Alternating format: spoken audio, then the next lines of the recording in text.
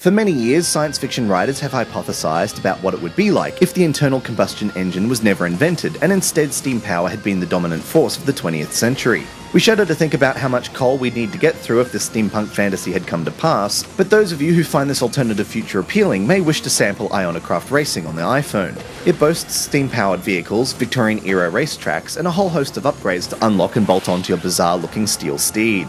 Unlike most iPhone racing games, Ionocraft's default controls don't make use of the handset's accelerometer. To turn your ship, you use left and right virtual buttons, which are located in the bottom left corner of the screen.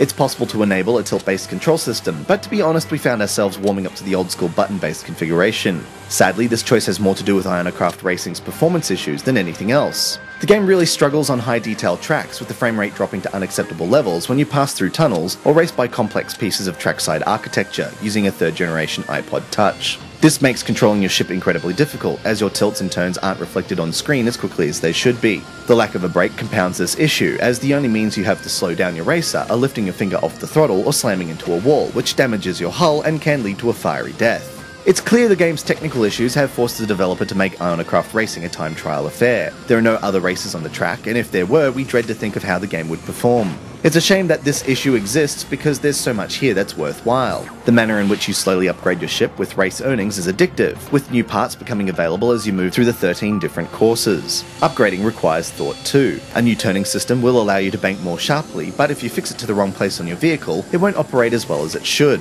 Finding the right balance is the key to getting the most speed from your ship. Ionocraft Racing's longevity is based around getting gold on each circuit, which is easier said than done. This is quite an engaging challenge, but by the time your ship is swift enough to push for the top times, the jerky graphical performance pretty much removes any semblance of enjoyment.